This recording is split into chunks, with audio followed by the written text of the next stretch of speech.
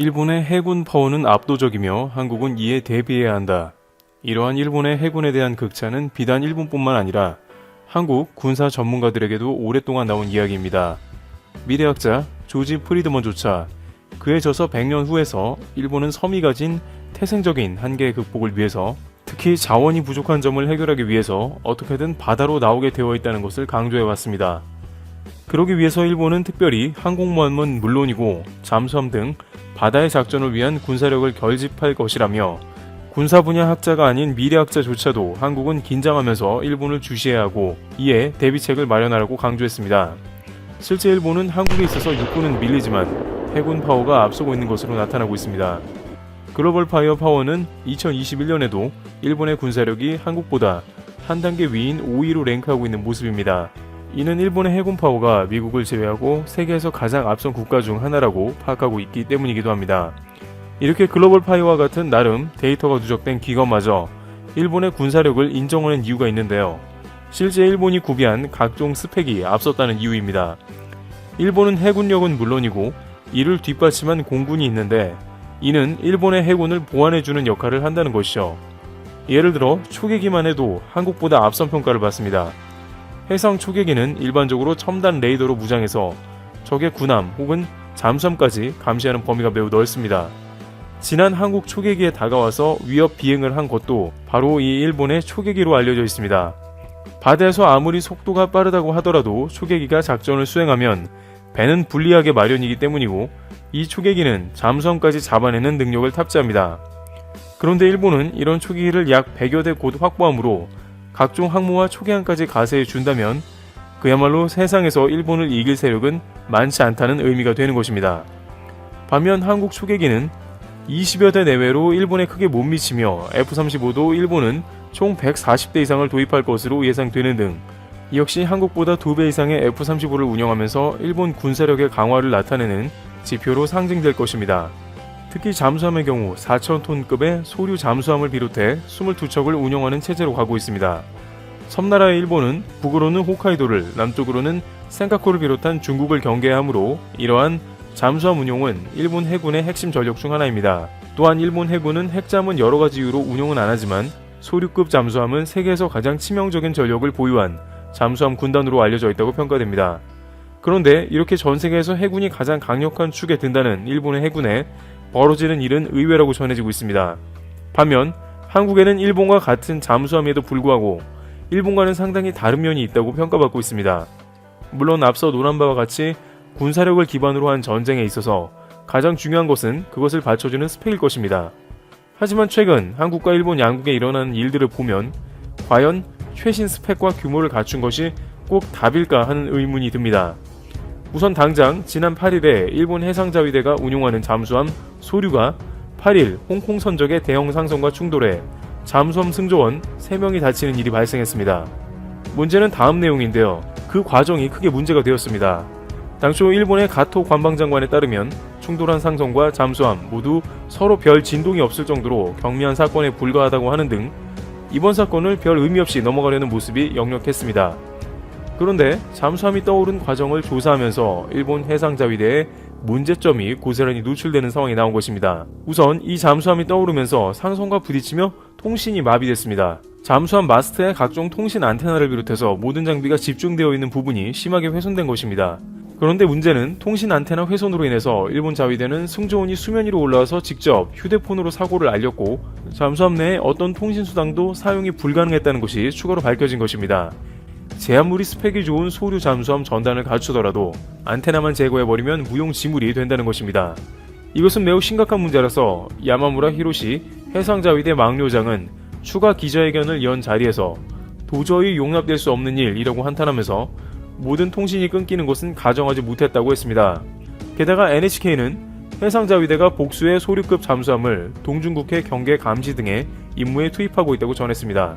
즉 중국이 센카쿠나 일본 동정을 판단하러 핵잠 등을 보낼 때 이를 경계하는 중요 임무를 맡은 핵심 잠수함이지만 과연 일본이 가장 경계하는 중국 그리고 중국의 핵잠들을 효과적으로 막아낼 수 있겠냐는 의문이 고개를 든 것입니다. 그런데 이번 소류 잠수함 상선 충돌 시에 가장 문제가 된 점은 애초에 수면 위에 올라가도 된다는 OK 사인이 난 것입니다. 심지어 수면 위의 상선도 확인을 사전에 했음에도 불구하고 무리하게 올라가다가 충돌한 게 아니냐는 의견이 나옵니다. 일본 해상자위대는 기술적인 결함인지 충분히 확인하겠다는 발표를 했습니다만 일본 소류 잠수함의 기술력은 충분히 세계적인 것으로 알려져 있긴 합니다. 이번 소류 잠수함도 가장 적은 소음을 내는 잠수함으로 발각이 덜 됩니다. 구체적으로 선체 후방의 키가 알파벳 X자 형태로 설계돼 운항 중에 소음을 적게 내는 것이 큰 특징으로 알려져 있습니다. 그러나 여기서 중요한 것은 일본의 훌륭한 군사 스펙에도 불구하고 과연 운용을 잘 하고 있냐는 의문이 제기가 됩니다. 제 아무리 좋은 스펙의 기계를 갖췄다고 하더라도 상선과 충돌해서 마스트가 나가버리면 무슨 소용이 있냐는 것이고, 수면 위로 올라오는 순간 잠수함은 표적이 되어버리는데 전시에도 통신이 마비되어 핸드폰을 쓸 수는 없는 것입니다. 특히 갈수록 기강이 해이해지는 문제가 지적됩니다. 과거 2006년 일본 잠수함이 충돌한 배는 4,000톤급 상선이었는데 당시에도 4,000톤급의 상선의 소리를 듣지 못한 것은 말도 안 된다며 언론이 날선 비판을 가하기도 했습니다. 그런데 이번에는 4,000톤급이 아니라 5만 톤급 상선이기에 훨씬 규모도 크고 발생하는 소음도 분명했을 것이므로 애초에 부양을 허락한 잠수함 운용에 대해서 정밀한 조사와 더불어 질책도 이어질 것으로 판단되고 있습니다. 하지만 이러한 잠수함 사고는 일본만 있는 것은 아닙니다. 한국도 부산항 등에서 한국 잠수함과 상선이 충돌하는 사고 등 세계 곳곳에서 이런 일은 없지는 않은데요. 왜 일본에선 이러한 뉴스가 유독 주목받으며 언론이 도마에 올리는지 그 이유가 궁금해지는데요. 바로 그것은 지난 2001년에 미국의 핵잠수함이 하와이에서 일본의 수산 고등학교의 실습선을 받아들인 엄청난 사건이 있었기 때문입니다. 일본은 이 때문에 트라우마가 있는 것으로 알려졌습니다. 그렇기 때문에 잠수함 사고에 관해서는 다시는 일어나면 안 되는 일이고 방지해야 한다고 강력하게 주장했음에도 일본 해상자위대는 그것을 개선하지 않고 반복하면서 일본 국민들의 민심을 크게 잃고 있다고 파악되고 있습니다. 세금을 들여서 백날 장비만 불려나가면 뭐하는가? 그렇다고 전력 운용이 제대로 되는 것도 아닌 것 같다면서 이러한 잠수함 사건이 나올 때마다 혀를 차고 있는 것이죠. 반면 한국은 규모는 작으나 내실 있는 운영을 하고 있습니다. 박위함의 경우 2018 림팩에서 실전과 유사한 조건에서 치러진 가상훈련에서 상대함 12척을 가상으로 격침한 뒤에 공방전이 종료될 때까지 피격 없이 생존하는 모습을 보여주기도 했으며, 가장 유명한 림팩 2004의 장보고함의 레전드 활약은 아직도 많은 밀리터리 덕후들에게 논의될 정도입니다. 미 해군 존 스테니스 항모와 두 척의 이지스 순양함, 구축함 등을 합쳐 30여 척을 격침시키고 한 번도 탐지되지 않기도 했습니다. 또한 이 2004년 림팩의 가장 클라이막스 부분은 마지막에 장보고함이 훈련이 종료된 직후에 부상을 했는데 그것이 미국의 항공모함 바로 옆이었다는 내용이었습니다. 하나의 무용담이라는 이야기가 있습니다만 그만큼 한국의 잠수함 운용이나 활약은 눈부셨다는 이야기가 주를 이룹니다. 일본은 잠수함을 부상시켰는데 발견 못하기가 더 어렵다는 5만 톤급 상선이 있었던 반면에 한국의 잠수함은 부상을 시켰더니 들키지 않기가 어려운 항공모함의 밑에 있었다는 극과 극 비교가 되는 셈입니다. 최근 한국은 지속적으로 잠수함 진수나 경항모 등을 통해 해군 파워를 중장기 플랜으로 세우고 군사력을 키우고 있습니다. 하지만 정작 중요한 것은 이러한 전력을 효율적으로 운영하는 전력이 아닌가 하는 지적이 나오고 있습니다. 이순신 장군이 12척으로 수백 척의 외를 몰아낸 그 저력이 여전히 한국의 해군에는 자리 잡고 있다는 의견입니다. 트래블티브 여기서 마치겠습니다. 감사합니다. 한때 대만에서 혐한 운동이 극에 달했던 시기가 있습니다. 당시 정치권에 출마하는 정치인들은 틈만 나면 혐한 발언을 하며 지지 기반을 다졌고, 각종 TV 등의 미디어에서는 한국에 대한 나쁜 소식을 전하는 게 일상이었습니다. 정확한 이유는 알 수 없지만 대부분의 사람들이 추정하는 이유는 하나 있는데요. 원래 대만은 한국과 함께 아시아의 네 마리 용이라 불렸습니다. 아시아의 네 마리 용은 한국, 대만, 싱가포르, 홍콩으로 20세기 말 아시아 지역에서 급격한 성장을 하며 세계 시장에서 큰 주목을 받던 국가들을 뜻하죠. 그리고 당시까지만 해도 한국은 꼴찌에 가까웠습니다. 일제강점기와 6.25 전쟁이라는 민족의 비극을 겪고 난 후 거의 초토화된 국토에서 해낼 수 있는 것은 거의 없었기 때문입니다. 그래서 대만에서는 한국에 대한 동정 여론이 일었고 한때는 한국의 우호적인 입장을 보이기도 했습니다. 한국 역시 중화인민공화국, 현재의 중국이 급부상하던 시기 모든 나라들이 중국의 압박에 못 이겨 대만과의 수교를 끊을 때 한국만큼은 대만과의 의리를 끝까지 지키기도 했습니다. 그런데 이 두 국가의 의리는 어느 순간부터 틀어지기 시작합니다. 한강의 기적으로 표현되는 한국의 기적적인 성장은 한국을 아시아의 네 마리 용 중 독보적인 존재로 만들었습니다. 국제사회에서 고립되고 있던 대만은 이제 더 이상 한국과 비벼볼 수도 없는 위치로 전락해버렸죠. 이때부터였습니다. 한국에 대한 적대적인 여론이 대만에 생기기 시작했습니다. 특히 일본 우익 세력의 주도로 인한 여론 선동이 심각했습니다. 대만은 일본의 통치에 대한 은혜를 알고 있지만 한국은 틈만 나면 반일 여론을 만드는 배은망덕한 국가이다. 매년 힘들어지는 경제 상황과 중국의 압박으로 인해 갈수록 커지던 대만 사람들의 분노는 한국으로 향하고 말았습니다. 본격적인 혐한 운동이 시작된 것이죠. 한때는 대만 국적의 한 여대생이 한국으로 입국했다가 연락 두절된 사건이 벌어졌습니다. 아이가 메시지도 읽지 않고 답장도 하지 않는다. 항상 휴대전화를 갖고 다니는데 전화도 안 돼요. 너무 걱정이다. 실종 여대생의 어머니가 인터뷰에서 한 말입니다. 이 내용은 대만의 매체에서 대대적으로 보도되며 당시 대만에서는 한국에서 인신매매를 당한 것이 아니냐, 도대체 한국의 치안은 어떻게 된 것이냐 라며 한국에게 비난을 쏟아부었습니다. 국가적인 보상이 이루어져야 한다는 말도 나왔죠. 일본의 우익 세력들은 이에 한술 더 뜨는 모습을 보였습니다. 일본인들도 북한에 의해 납치된 피해자들이 여전히 고통받고 있다. 역시 북한이든 한국이든 저 반도의 국가들은 믿을 게 못 된다 라며 대만의 혐한 여론을 더욱 심화시켰습니다. 그런데 이후 밝혀진 사실은 놀라웠습니다.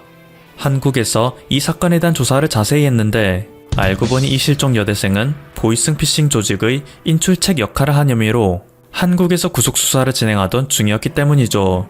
수사 도중 여대생은 어머니에게는 절대 알려서는 안 된다. 한국에 있는 대만 대표부에게도 알리지 말아달라 라는 부탁을 했다고 합니다.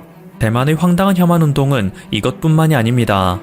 오늘날 대한민국은 전 세계에서 최고 수준의 디스플레이 기술력을 자랑합니다.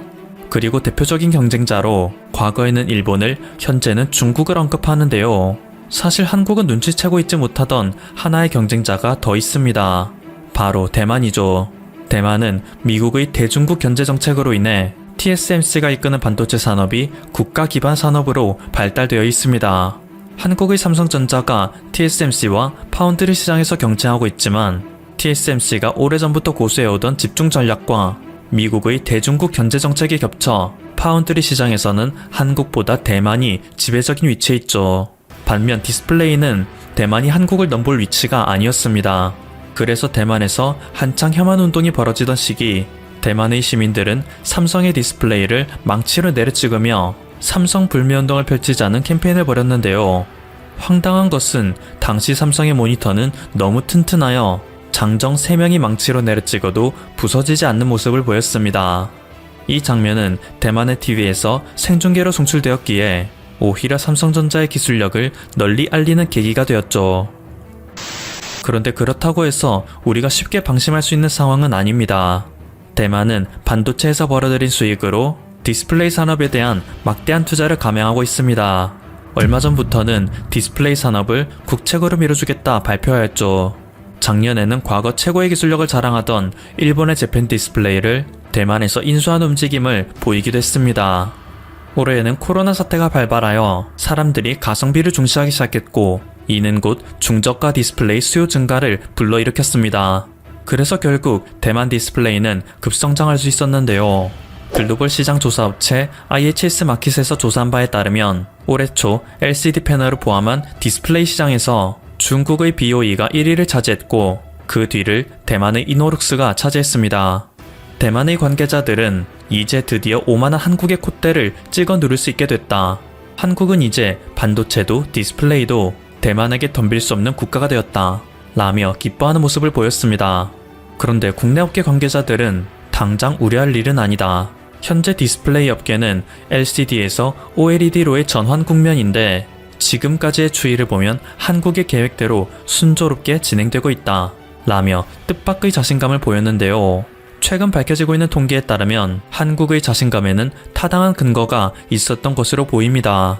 시장 조사기관 온디아에 따르면 코로나19 사태가 발발한 이후 LCD 가격은 현재까지 끊임없이 상승 추세를 보이고 있다 합니다. 원래 중국 업체들이 국가의 보조금을 바탕으로 철저한 저가 정책을 펼쳤기에 LCD 패널은 바닥에서 가격이 형성될 수 있었던 것입니다. 하지만 올해 들어 중국 공산당이 디스플레이 업계에 대한 보조금 지원을 중단하기 시작했습니다. 그래서 중국의 디스플레이 회사들은 LCD 패널의 생산량을 대폭 줄이기 시작했고, 이에 따라 LCD 패널의 평균 단가가 상승하는 모습을 보인 것이죠. 반면 OLED 패널은 한국 기업의 끊임없는 생산성 향상으로 인해 점점 가격이 하락하는 추세를 보이고 있습니다. 올해 초 5배에 달했던 OLED, LCD 간의 가격 차이는 어느새 3배 수준까지 하락하고 말았습니다. 이제 가성비로도 LCD와 붙을 만한 수준에 이른 것입니다. LG 디스플레이 해외 공장이 본격적으로 가동되면서 규모의 경제가 드디어 시작되었기에 가능한 일입니다. 그리고 소비자들 역시 중저가 패널을 비교한다면 LCD 디스플레이를 구매하느니 OLED 디스플레이를 구매하겠다는 경향을 보입니다. 이것에는 크게 2가지 이유가 있는데요. 첫째, 코로나19로 인해 집콕족이 늘어나게 되면서 소비자들이 TV나 컴퓨터 화면을 보는 시간이 늘어났습니다. 둘째, 애플의 아이폰 12 전 모델에 OLED가 탑재됐기 때문입니다. 소비자들은 휴대기기를 통해 OLED에 점점 익숙해지자 대형 패널에서도 저렴한 LCD 패널보다는 고급스러운 OLED 패널을 사용하고자 하는 경향이 생겼습니다. 마침 가격 차이도 크게 나지 않으니 기왕 오래 사용할 거 OLED 패널로 갈아타는 소비자들이 늘어난 것이죠. 결국 세계 최대 기업 애플의 OLED 사용과 이에 따른 OLED 패널이 수요 증가로 인해 이제 디스플레이 시장에서 대세는 OLED가 잡게 되었습니다. 더군다나 과거 대만에서는 한국의 디스플레이를 망치로 쪼개려는 움직임을 보였는데, 최근 한국에서는 실제로 디스플레이를 쪼개므로써 극도의 효율을 나타내는 혁신을 일으켰습니다. 원래 77인치 이상의 대형 OLED 패널에서는 생산하고 남은 공간은 모두 폐기 처분하였습니다. 여태까지 디스플레이 시장에서 OLED에 대한 수요는 고급스럽고 큰 화면을 보고 싶다는 소비자들이었기 때문에 애매한 크기의 자투리 패널은 판매되기 어려웠기 때문이죠. 하지만 최근 일본과 유럽 등지에서 소형화 TV에서도 OLED 패널을 사용하고 싶다는 수요가 증가했습니다. 또한 집에서 게임을 하는 유저들이 점점 더 큰 모니터 화면을 요구하기 시작했습니다. 그래서 48인치, 49인치, 32인치 등의 자투리 패널이 소형화 TV, 대형화 모니터 등으로 활용될 수 있게 되어 LG 디스플레이에서는 올해부터 자투리 패널도 본격적으로 생산해내기 시작한 것이죠. 이 역시 OLED 패널의 가격을 떨어뜨리는 주 요인이 되고 있습니다. 전 세계 OLED 패널 시장은 한국이 독점하고 있다 해도 과언이 아닙니다. 삼성전자에서는 이렇게 완성해낸 시장 지배력을 바탕으로 OTT 서비스에서도 대약진을 준비하는 모습을 보이고 있어 이목을 끕니다. 지난 22일 삼성전자는 자사 스마트 TV에서 제공하는 삼성 TV 플러스를 전 세계 12개국에서 시행하여 글로벌 콘텐츠 플랫폼으로 키우겠다는 야망을 밝혔죠. 현재까지 1,500만 명이 넘는 소비자가 삼성 TV 플러스를 활발히 이용하고 있다 하는데요. 삼성전자는 서비스 국가 확대뿐만 아니라 다양한 콘텐츠 확보를 위해 전 세계 300여 개 방송사, 콘텐츠 업체들과 협력을 강화하고 있습니다. 그동안 넷플릭스와 아마존, 애플 등 다른 기업들이 텃밭을 일구고 있던 OTT 시장인데, 디스플레이 시장에서의 막대한 시장 점유율을 지닌 한국은 기습적으로 침투하여 다크호스로 급부상할 것이라는 전망이 나와 글로벌 OTT 회사들이 긴장을 불러일으키고 있습니다. 지금까지 퍼플투브였습니다. 여러분의 구독과 좋아요 그리고 알림 설정은 콘텐츠 제작에 큰 힘이 됩니다. 감사합니다.